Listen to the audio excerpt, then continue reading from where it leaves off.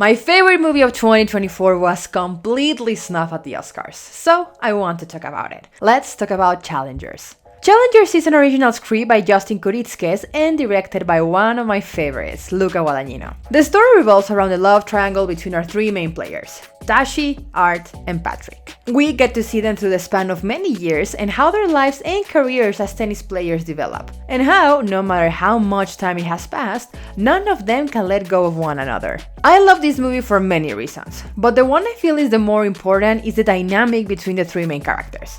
From moment one, it is established that we have two friends, one and the same woman. A woman who knows about their feelings for her and knows how to get what she wants. For the sake of a much more efficient train of thought, I will be talking about love triangles in the most generic type, which is two men after the same woman. But of course, love triangles can come in all forms. The love triangle is a trope that we have seen a million times since it is an easy tool to create tension and stakes, but it has inevitably fell into the hands of unnecessary melodrama. What usually drives the conflict in a love triangle is emotions. We have heard a million times phrases like, all is fair in love and war. We are on the edge of our seat, watching what the two guys are willing to do to sway the girl into their favor, and especially waiting to see with who the girl stays. As the audience, we will inevitably pick who we think is the best of the two options, or who is obviously the one who is going to stay with the girl while we feel bad for the other guy. And all of this is based on one thing: feelings, either being reciprocated or being heartbroken. However, it has become rare to find a love triangle where the conflict feels organic. Most of the times it becomes a tired merry-go-round that feels that could be resolved with some clear communication. In order to make the conflict move for enough time to feel the runtime of a movie, the characters turn to be very emotionally lost, and it can become frustrating. It can get to a point where you start to think that the main girl is just toying with the two guys. Some love triangles have their characters go through genuine personal reasons as to why things are complicated, but there's only so much issues you can throw in a relationship before it becomes melodramatic. It's a fine line between well-developed character-driven drama and a character being obtuse for the sake of creating drama.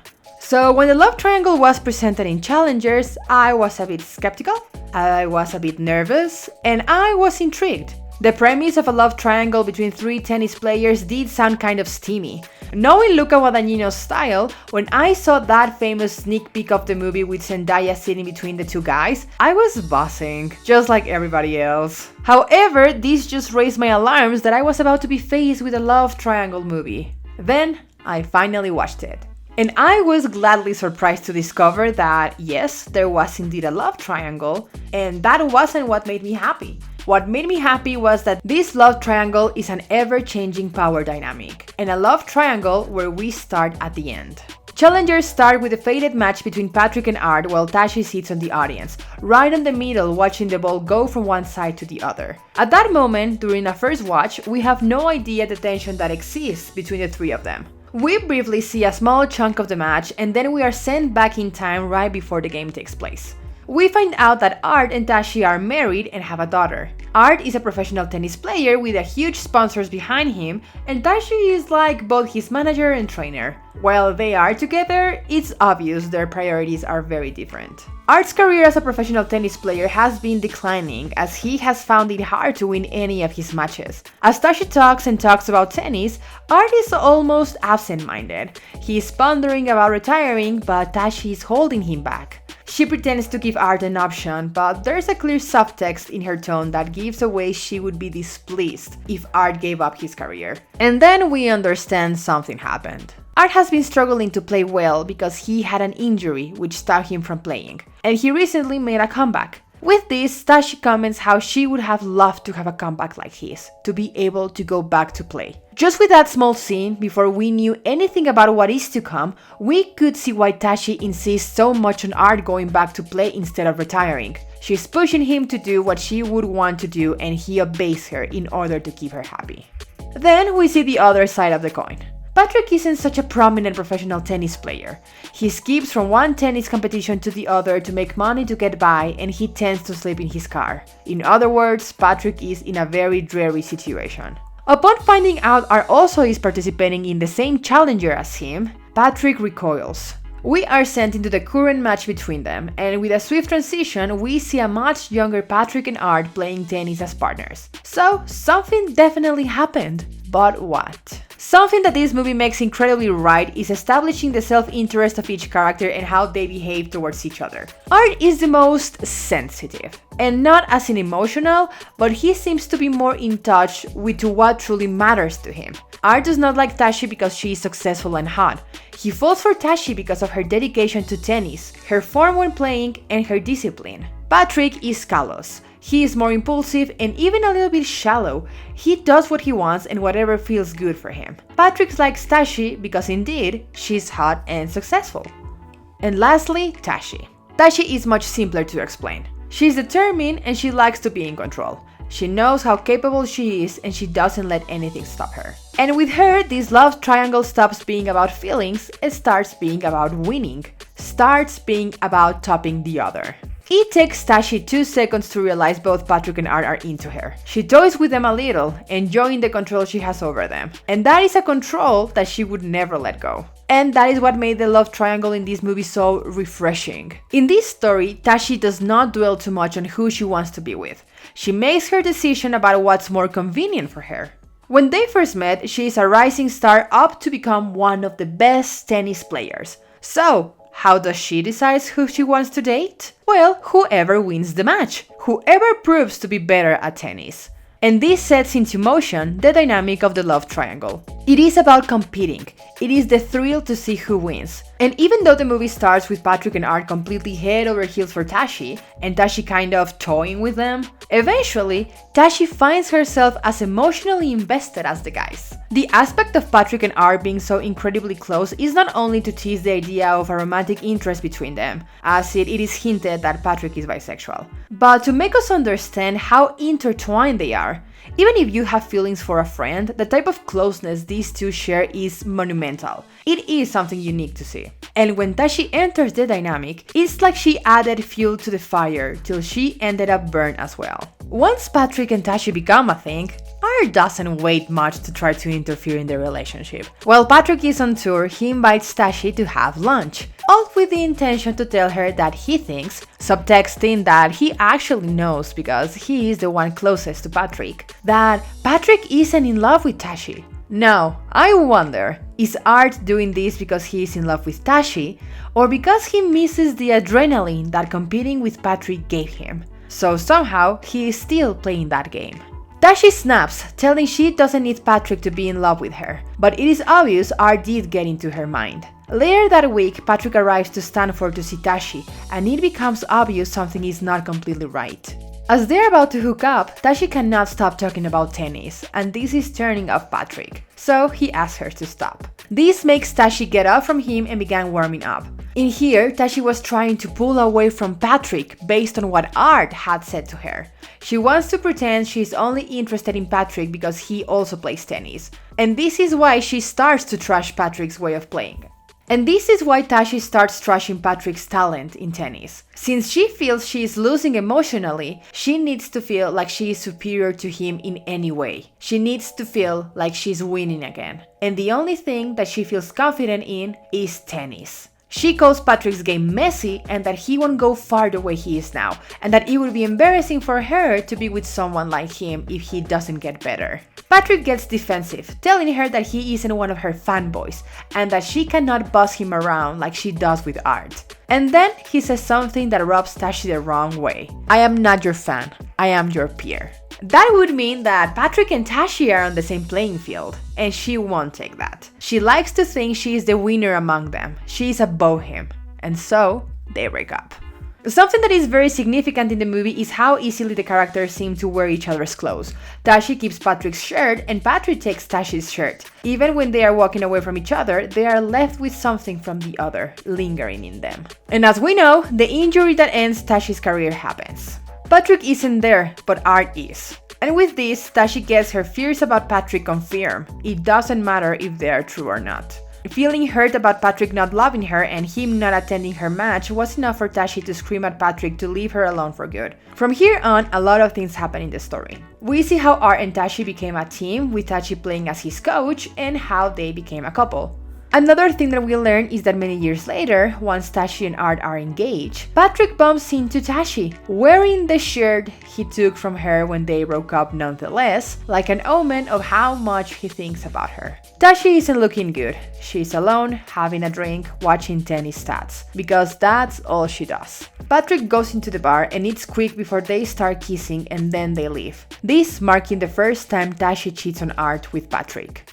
But why? Well, at the start of the movie, Tashi compared relationships to tennis. And what is tennis but a constant back and forth? Art simply gives into everything she says. He does what she wants. So it's not crazy to think Tashi misses being with someone who wasn't afraid to throw the ball back at her with the same intensity she does. And that's how we move to the present day. Art tells Tashi he wants to quit tennis, and at the same time, Patrick asks her to be his coach because he feels like he has more to give. Tashi has been frustrated with Art, who seems to have given up. And at the same time, Patrick reappears, ready to properly dedicate himself to tennis. But this is not about tennis at all. And before we move on to our conclusion, there is one more important scene to mention. We have this moment when both Patrick and Art were playing the Atlanta Open.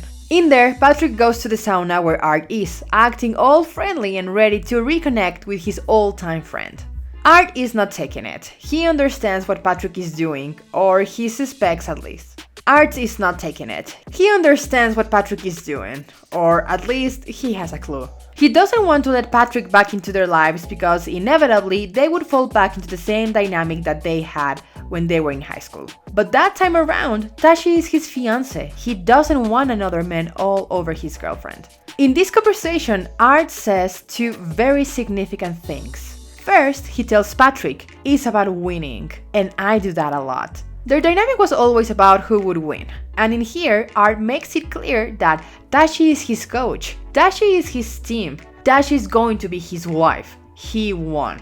And this point is emphasized when Patrick establishes that he misses playing with Art. But in response, Art says, I do not miss playing with you, man. I am too old. In that moment, Art is done playing with their little love triangle they had going on. But in reality, Art just wants to believe that he is done. And something that makes this conversation especially interesting is that as this is happening, we get a glimpse of Patrick making out with Tashi at the bar at 3 in the morning, and then we see Patrick's little cocky smile. It's like he is having fun listening to Art when he knows what he did just last night. Then we move to Art's head, where we see a glimpse of Art seeing Tashi and Patrick talking on the table of the bar. But when he looks back, they are not there. It's like internally, he knows they are still playing that game, even if he wants to believe they are done. As the year passes, Art loses the passion for tennis, and Tashi has become cold and distant because she is frustrated with him because of this. Art's constant need of reassurance that Tashi won't leave him if he stops playing shows he is aware that tennis might be the only thing holding them together. And when the moment comes, when Patrick reveals to Art that he slept with Tashi again, something ignites in him. He wanted to think he was above Patrick and their competitiveness, but he isn't. Through the match, both guys are constantly looking over Tashi. So it feels like Art is competing not to win the match, but to win against Patrick in a deeper way. He's back into his best shape. And Patrick is beyond happy that they are finally back into their old dynamic. And what happens with Tashi? She's on her feet, screaming. This is what she wanted to see. She liked Art and Patrick because she liked that passion. She liked to see them talking through their bodies. She liked to see them playing tennis because for them, it wasn't only a game to win, but a genuine fight of some sorts. The stakes aren't a trophy. It feels like there's more to it than just that. And that's how the movie ends. In the words of Luca Guadagnino when asked about the love triangle in this movie, he stated that to have a triangle, each corner need to touch each other. And I love that the story wasn't afraid to show its characters were confident in their actions. Art never regretted meddling into the relationship between Patrick and Tashi, which eventually led to their breakup and indirectly to Tashi's injury. If she had been in a calm space of mind instead of being agitated about her breakup, maybe she would have been more careful and her career would have flourished like it was promised to. However, if this happened, there was no reassurance that she would ever be with Art or Patrick ever again. Patrick was never sorry for going after Tashi even if she was with Art, and Tashi was unapologetic about getting with the two of them simultaneously. In other movies, the participants of the love triangle care too much about the feelings of the others. They want to do things right and do not want to hurt anyone, even when it is obvious that at least someone is going to end up hurting by the end. In Challengers, the three of them are predators. They go for what they want, and they're able to keep this dynamic because they're all the same. The three of them want the same thing. They want the push and the pull. This is also why the movie feels so sensual all the time. It is not only the close-ups of sweaty bodies and the moanings ramped up. There's a constant knowing that these three are yearning for each other in some way. And not only that, but a yearning that is supposed to be prohibited. And in here, the main characters do not care at all about it, because to them, it doesn't feel like a betrayal. It is a constant competition, a constant question of what's your next move? What are you going to do now? They want to keep competing, and I am not talking about tennis. This is one of the very unique occasions where the result of a love triangle is a throuple. Like I said, Challengers was my favorite movie of 2024. Its plot is not that complicated and the story doesn't need big incidents to create tension between the characters. I like when a story tells us how diverse and interesting regular human relationships can be without over-dramatizing them. I love that Patrick, Art, and Tashi knew what they were doing. Of course, this movie doesn't only shine because of the writing and its characters. The way that this movie is edited is amazing. I love the transition scenes and how the present and the past are intertwined little by little, show you just how much the present match is weighing on Patrick and Art. Like, the more you find out, the more you gasp at those three and their heavy history. The shots on the final set, when the camera plays as if it was the ball, it was fantastic. And that score just encapsulates that this love triangle is a constant game of strategy. It is intense. When it starts playing, you know things were getting heated. So for sure, Challengers for me is a 10 out of 10.